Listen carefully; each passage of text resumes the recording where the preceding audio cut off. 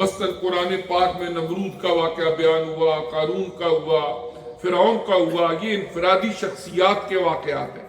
اور پھر حضرت لوط علیہ السلام، حضرت شعیب علیہ السلام، حضرت ہود علیہ السلام، حضرت صالح علیہ السلام، ان کی قوموں کے اجتماعی واقعات بھی بیان ہوئے جن کے اوپر من جانب اللہ عذاب آیا۔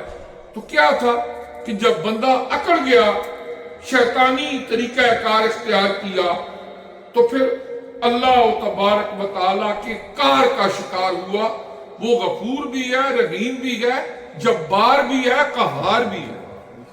تو کسی نے کہا تھا نہ جا اس کے تحمل پر کہ ہے بے ڈھب گرفت اس کی، نہ جا اس کے تحمل پر کہ ہے بے ڈھب گرفت اس کی، ڈر اس کی دیر گیری سے کہ ہے سخت انتقام اس کا، ڈر اس کی دیر گیری سے کہ ہے سخت انتقام اس کا۔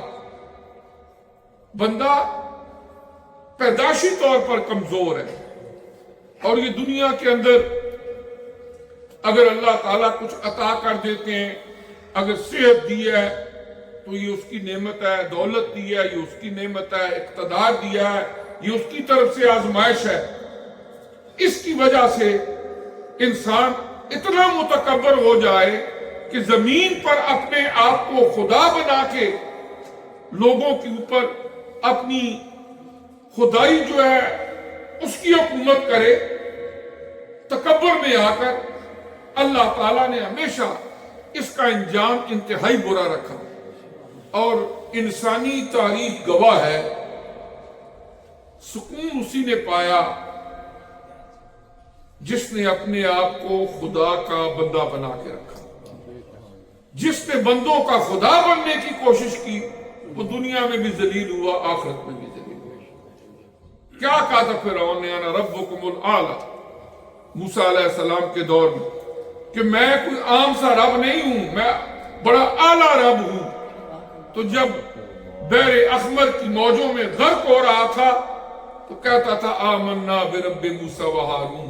قرآن گواہ ہے موسیٰ و ہارون علیہ السلام کے رب پر ہم ایمان لاتے ہیں، لیکن اس وقت توبہ کا دروازہ بند ہو چکا تھا۔ اللہ پاک نے قرآن میں فرمایا کہ پہلے تو بڑا تکبر کرتا تھا، اپنے آپ کو بڑا جانتا تھا، اب تجھے یاد آیا ہے، اب توبہ کا دروازہ بند ہو چکا ہے۔ اس لیے ایک موت کے وقت ایک ایسا ٹائم آتا ہے جب نیک لوگوں کے لیے جنت کی مناظر سامنے ہوتے ہیں اور بدکاروں کے لیے دوزخ کے مناظر سامنے ہوتے ہیں۔ وہ دیکھ کے اس نے کہا کہ اب تو اس آگ میں جلوں گا، توبہ کر لوں، لیکن اس وقت توبہ کا دروازہ بند ہو چکا تھا۔ اللہ تعالیٰ بہت رحیم کریم ہے۔ قیامت آئے گی، سورج مشرق کی بجائے مغرب سے طلوع ہوگا، اس وقت تک کوئی لمحہ ایسا نہیں جس میں توبہ کا کوئی دروازہ بند ہوتا ہو۔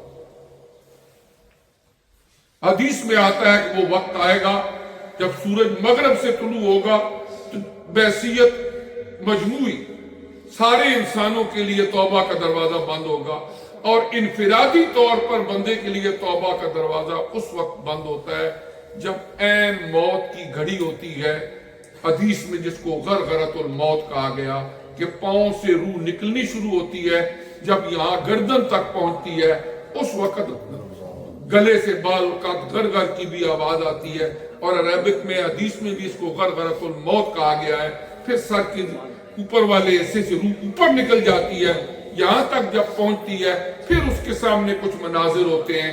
اگر نیک بندہ ہو چہرے پہ مسکراہٹ آتی ہے، اگر بدکار ہو تو چہرے کے اوپر نوست چھا جاتی ہے۔